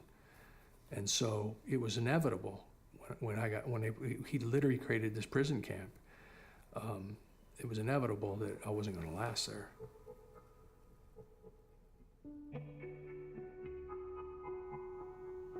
It's embarrassing to have ever been involved with, you know, to think about it. You go, God, I can't even believe I'm talking about it, but it was bad. Let's say the FBI showed up at the hole and said, this is the FBI, we're letting everyone out. You think everyone would have said, oh, thank God the FBI's here? No, I think that everybody, one for one, would have gone, what do you mean? We're doing this voluntarily. We like living in these conditions. Over the past week, we've been reporting on allegations of physical abuse inside the Church of Scientology. We spoke with the ex-wives of some of the men making the claims of abuse. I read all of your affidavits. Obviously, your ex-husbands have made charges against David Miscavige, saying that they have seen repeated acts of physical violence perpetrated by Mr. Miscavige. Is any of that true? No. Not one ounce of it. That's not the character of Mr. David Miscavige.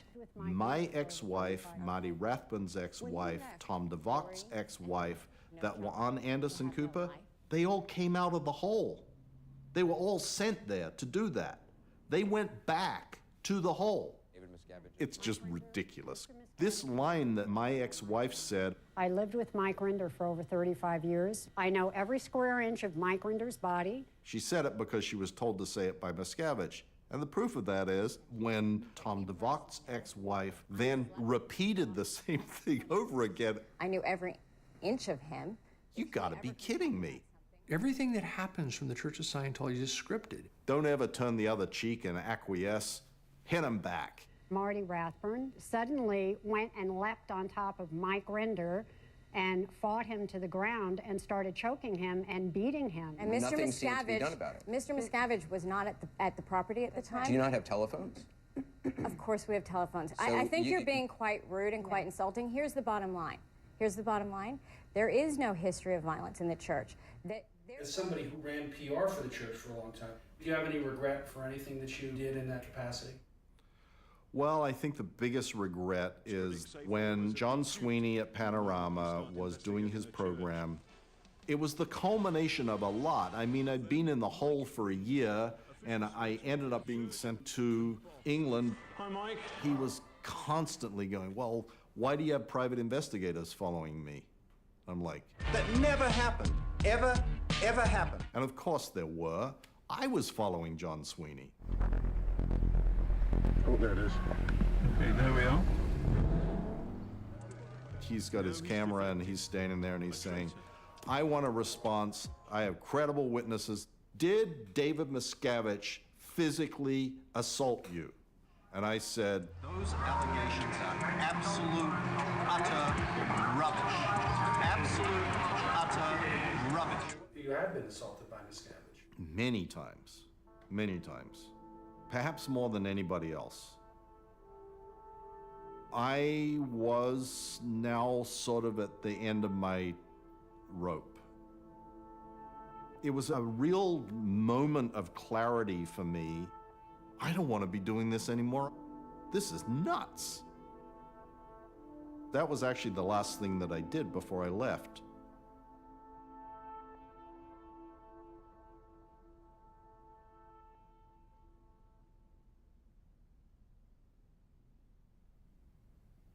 So I've been in Scientology about 2.5 years. I am kicking ass. I felt like I had gotten out of the fucking trap. I didn't have to have a problem. I said, I'm done with auditing. But they insisted on getting me back and said, believe us, believe us, believe us. I got so fucked up. I mean, I went insane. I was like stuck somewhere in a tiny spot behind my eyeballs, looking this way. I mean, I'd never experienced anything like it. 10 fucking years. I was worse than the day that I walked in. It was by design, because they needed to keep me in there. So basically, they had to put a whole new case on me so they could run it. And they just kept trying to fucking keep me stuck in. It was crazy. So I finally said, I'm going my way, you guys go yours. I was pissed, I was sad, I was disillusioned. And I thought, maybe somebody could interview me. Ask me some questions about Scientology, how I got into Scientology, and why I got out. Post this 2-hour thing, and it was the #1 thing on YouTube for 2 days before it mysteriously disappeared. The best traps, you get a guy to just keep himself in jail, right? And that's what Scientology does. I started getting all this communication because of that video. You know, you saved my family. You know, I finally had the courage to leave after I watched your thing. You know, I mean, like, there's blood and tears. And then I started to find out, you know, all the stuff that was really happening. You know, I lost money, I got fucked. But then I found out about the abuse in the Sea Org. And I felt like, fuck me, I gotta do something about it. And I finally tracked down Marty Rathbun. Everybody thought he was dead. He was in fucking Mexico. I went down there and I basically convinced him to talk. And like, we gotta do something. And then he started his blog. There was a beating every day. And if it wasn't him doing it, it was from him inciting others to do it to others. I think that it's a cult. I'm doing my own thing. I want to get on with my life. I am telling the truth. Suddenly, I heard senior members of the church were speaking out. So, I started to look, and I started to read, and then I started to reach out to people. Two of my daughters are gay, and told me how they'd been treated within the church. I didn't know. Paul Haggis's daughters were openly harassed by church members for being gay. Investigating further, Haggis discovered that church doctrine viewed homosexuality as a disease that only Hubbard's teachings could cure. And a California chapter of Scientology had supported a ban on gay marriage. I can't be part of an organization that doesn't support human rights for everyone. So I sent a letter to 25 friends in the church that I was resigning. And I'd hoped that they would read this letter and be horrified at the things I'd found out.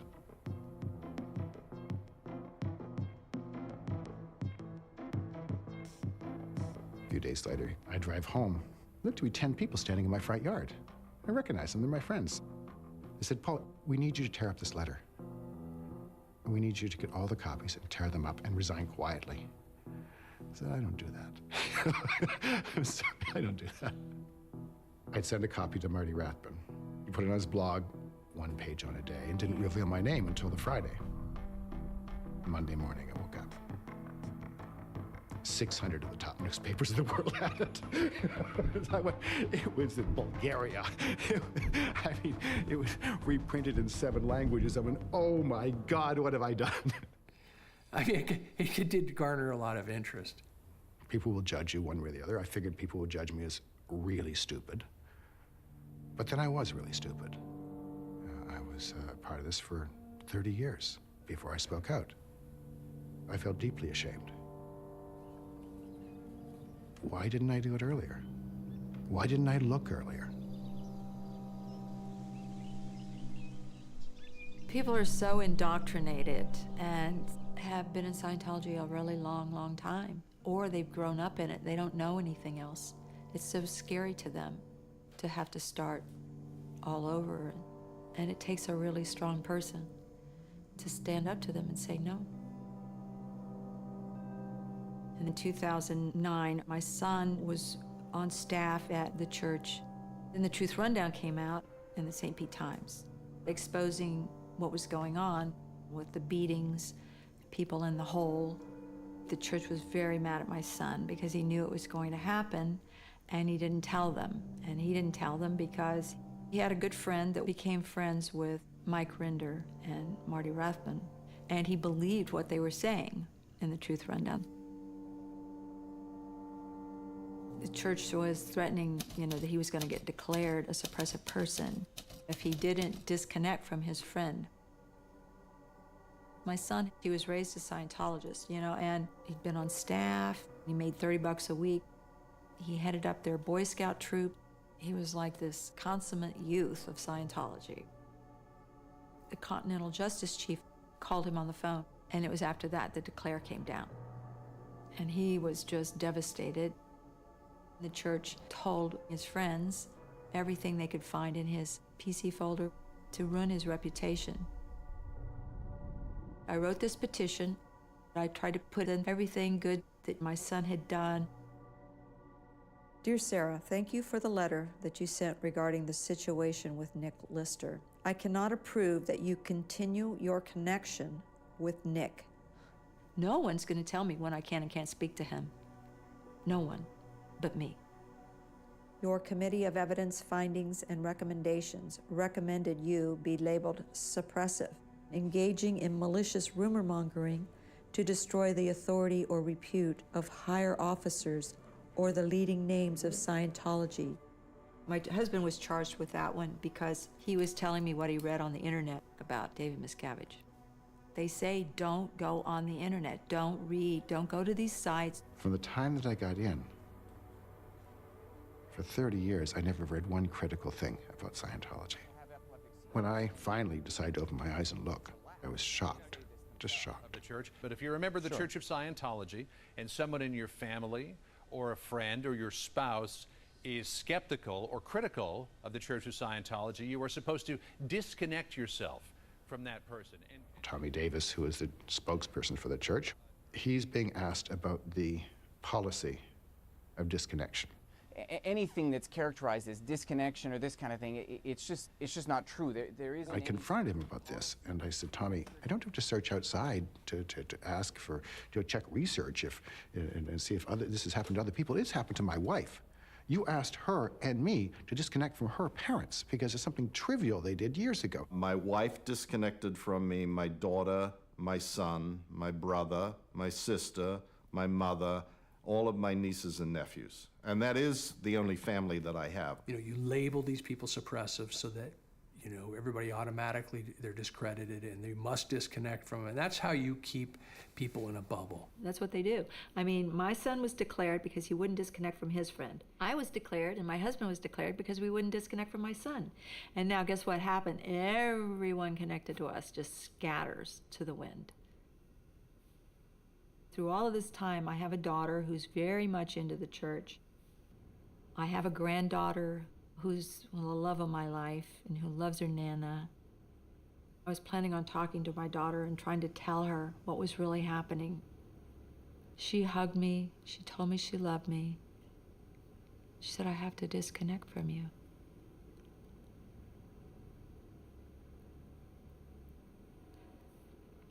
So,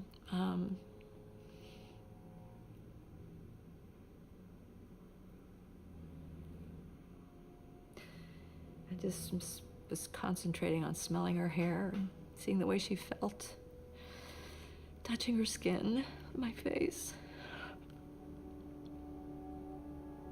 It's the last time I saw them.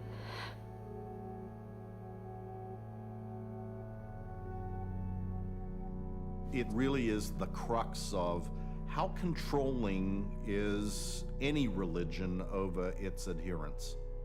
And Scientology has perfected a lot of techniques of control. There is no logical explanation as to why other than faith. Your future, your eternity, all depends on you going up the bridge. It's scary. It's kind of like Christianity with hell. If they don't have the bridge, they can't go free. They don't believe they can get it anywhere else.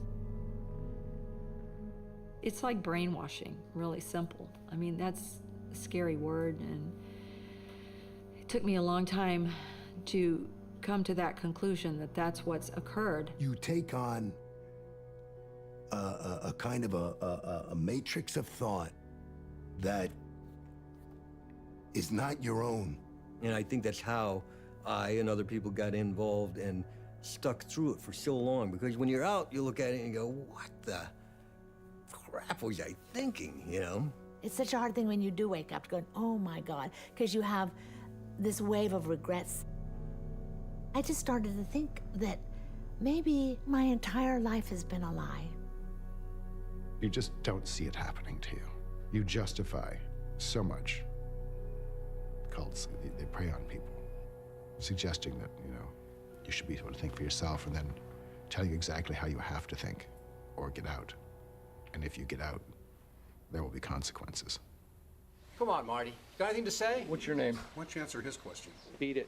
I should get off my property, boy. The real sustained campaign began in early 2009 when I spoke to the St. Petersburg Times. And I've been hounded and hunted like wild prey. There's a policy of the Office of Special Affairs authored by L. Ron Hubbard. When somebody's speaking out against Scientology, investigate to find out who the instigator is. I start getting calls from the church, and they're really coming after me. They showed up at my mother's house. The feeling in the pit of your stomach knowing that Scientology's chief dirty tricks PI was just on my mother's front step. They've tried to destroy me, there's no question. They create anonymous websites about me and smear me with a lot of garbage. www.whoistomdevock.com. Whoispaulhaggis.com. Paul Haggis, the hypocrite of Hollywood. This guy's a sex pervert, or this guy's a drug dealer. In the meantime, survey carefully to find out what he most values and protects. Immediately draw up a three-pronged program to threaten it effectively. I don't value anything more than Monique. That's why this campaign ended up on our doorstep. Was she there? I knew they had their goons around. And then the guy rolls down his window, and I saw the truck, and he starts filming, and I go, okay, this is not good. What's going on? Oh, we're just doing a documentary. Documentary? Former Scientology deal. But it would probably be a good idea if y'all went ahead, now that you've gotten what you need, go ahead and leave the area. Sure. Okay? I don't know who these people are. I don't know what they're capable of. And now that I have my son, I have a little Louisville slugger I keep next to me. It's been nonstop onslaught for 5 years. I told you to leave. Get out of here. I'm leaving. You can't even defend yourself on this, can you? What's your name? I gave you my name, Marty. What's your name? Marty, I gave you my name. The people on Marty's doorstep were sent by Scientology because the church had branded Marty a squirrel, a term invented by Hubbard for former members who threatened church teachings. David Miscavige had you come all the way from San Jose.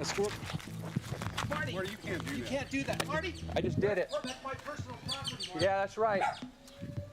I got arrested, man. I got arrested for grabbing this guy's glasses. You said don't look at her. Do you understand that? Yeah. I heard her. Of course, the guy had been stalking Monique for 2 years. He looks like a leering pervert, like Norman Bates from Psycho. I didn't break his glasses. I just removed them from his face. They got it all on videotape from their surveillance house that was filming 24/7, 365 for 5 years across the street from us.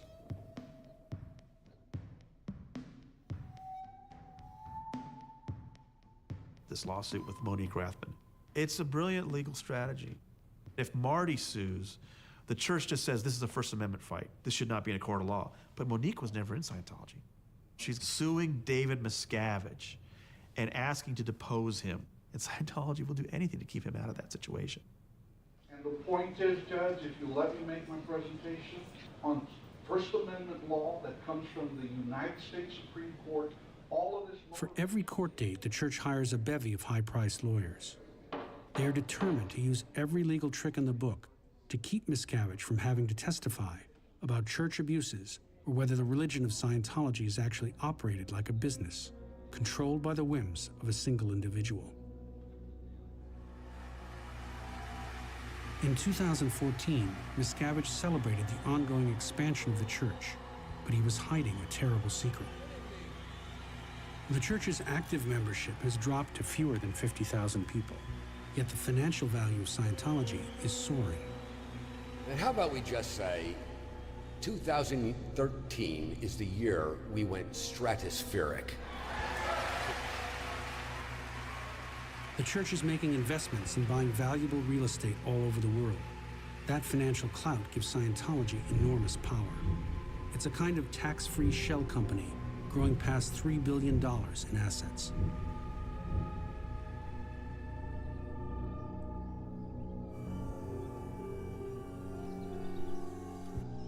The church now no longer has a public face. There's no spokespeople, they don't do media interviews. And that suits Miscavige. There is nobody that he is willing to have be the face of Scientology other than himself, but he's afraid to be interviewed by anybody for fear that they are going to ask him questions that he can't answer or doesn't want to answer. Where are the checks and balances on his power? There is none. So there are two things that could happen. One is the IRS would reconsider its tax exemption. The only other thing is that some of these celebrity megaphones could turn against the church. And Tom Cruise should be leading that chorus.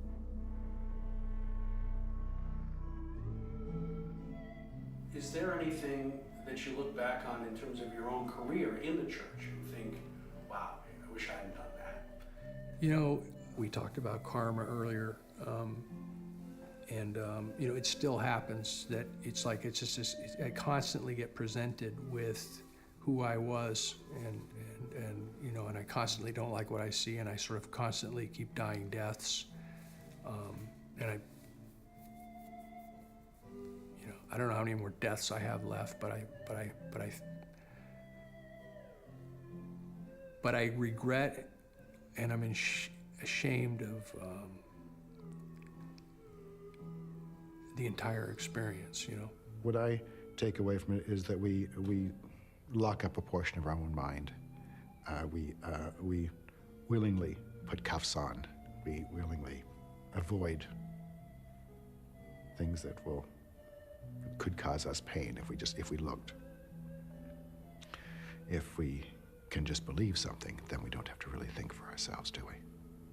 And so I can't damn these people who aren't coming out or who are hiding once they come out because they're ashamed. You know, I feel the same shame. And I'm fighting back by communicating. You know, it's a peaceful protest. I want the truth to be known, and thank you. You're welcome.